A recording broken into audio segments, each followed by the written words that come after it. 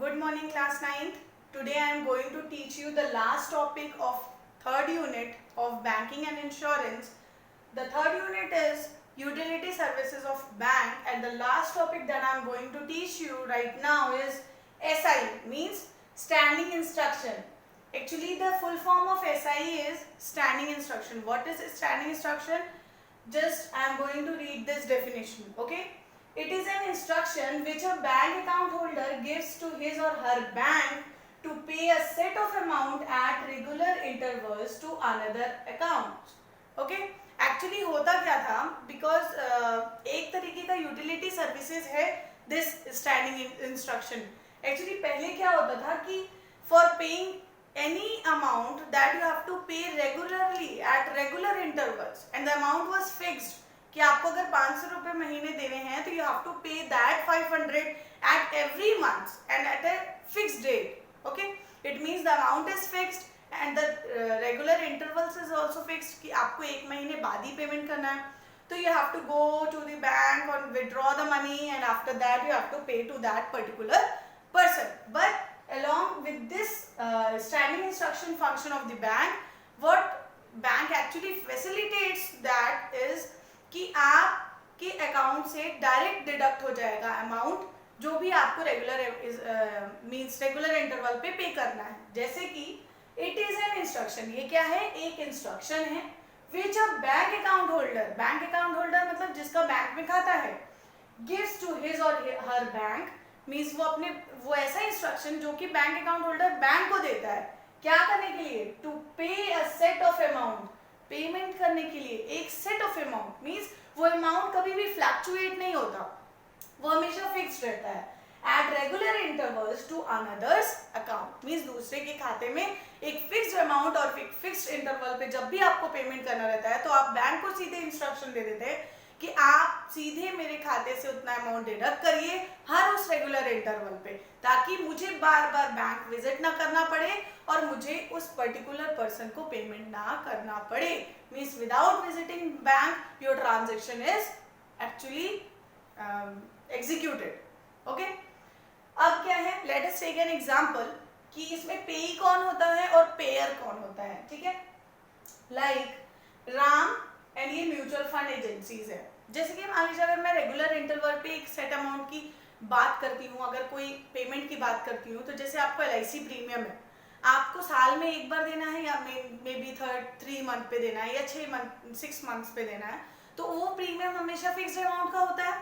तो आपको रेंट देना है, तो रेंट देना है तो वो भी एक फिक्स्ड अमाउंट है, आपको हर मंथ देना है, रेगुलर इंटरवल पे देना है. तो ऐसे सारे पेमेंट्स आप क्या कर सकते हैं? SI के थ्रू पेमेंट्स कर सकते हैं. कैसे?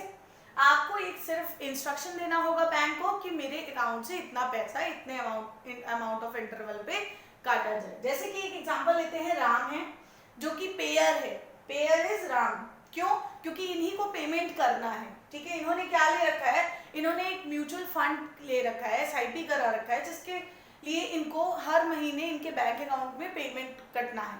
ठीक है, मीन्स उनको हर महीने 1,000 का एक एग्जांपल ले लेते हैं कि अमाउंट का SIP करा रखा है म्यूचुअल फंड में, मीन्स हर महीने इनको 1,000 रुपए देने हैं म्यूचुअल फंड को. अब इन्होंने क्या किया है? इन्होंने सीधे अपने बैंक को SI के लिए इंस्ट्रक्ट किया और बोला कि हर महीने मुझे म्यूचुअल फंड एजेंसीज के पास न जाना पड़े और ना ही उन्हें मेरे पास आना पड़े. मैं सीधे आपको इंस्ट्रक्शन दे देता हूँ कि हर मंथ पे आप मेरा ये पैसा डिडक्ट कर लिया करिए. तो ये कौन हुए? राम पेयर हुए और म्यूचुअल फंड एजेंसी पे हुई जहाँ पे पेमेंट करना है. ओके, तो ये क्या करेंगे? सीधे इंस्ट्रक्शन देंगे बैंक को और हर महीने राम को कहीं जाने की जरूरत नहीं है, उनके बैंक अकाउंट से वो पैसे काट लिए जाएंगे. नेक्स्ट, किस किस चीजों के लिए SI को यूज किया जाता है? Like use to pay rent, loan installments, LIC premium. मतलब आपको पता है कि ये एक रेगुलर इंटरवल पे पे होना है और ये अमाउंट कभी भी फ्लक्चुएट नहीं होगा. मीन्स अगर 2,000 है तो 2,000 अगले महीने में भी, उसके बाद के महीने में भी आपको that fixed amount you have to be paid. Means आपका कभी भी 2,000 से 2,500 नहीं होगा. Next, account on which customer can register SI, means आपके हर खाते में, हर अकाउंट में SI नहीं हो सकता. क्यों? जैसे कि मान लीजिए आपने फिक्स्ड डिपॉजिट अकाउंट खुलवा रखा है, तो फिक्स्ड डिपॉजिट है कि वो उस अकाउंट का पैसा आप रेगुलर इंटरवल पे नहीं छू सकते हैं। तो हमेशा हमेशा SI किस अकाउंट के लिए होता है?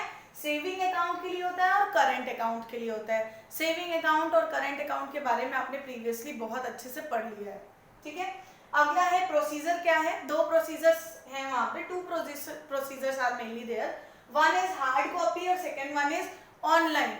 हार्ड कॉपी के प्रोसीजर में क्या होता है? You have to visit the branch, you have to get the form of SI standing instruction and you have to fill that form and give it to bank। और फिर bank क्या करेगा? वो सिग्नेचर और सारी अकाउंट डिटेल्स क्लैरिफाई करके वो आपको हर महीने मीन्स जब भी पैसा डिडक्ट होना रहेगा तो पहले ही आपके जो रजिस्टर्ड मोबाइल नंबर है उसमें मैसेज जाएगा और वो पैसा डिडक्ट हो जाएगा। नेक्स्ट है ऑनलाइन। अगर आपके अकाउंट में नेट बैंकिंग फैसिलिटी है तो आप ऑनलाइन ही ये स्टैंडिंग इंस्ट्रक्शन फॉर्म भर सकते हैं और उसमें आपको बेनिफिशियरी अकाउंट का डिटेल भरना होगा और फिर आप अपना अकाउंट डिटेल्स देंगे। बेनिफिशियरी मतलब जैसे बेनिफिशियरी यहाँ कौन हुआ? म्यूचुअल फंड एजेंसी, जिनको पैसा मिलना है। अंडरस्टूड? मीन्स जिनको पैसा मिलना है उनकी डिटेल दे दीजिए, वो अगर मैच कर गई तो बस आपका स्टैंडिंग इंस्ट्रक्शन आपके अकाउंट में एलिजिबल मीन्स एक्टिवेट हो गया। Okay, thank you. This is the end of unit 3rd and in next class I will teach you unit 4. Okay, till now I had given the screenshot of all the notes. You have to write that in your copy. Thank you.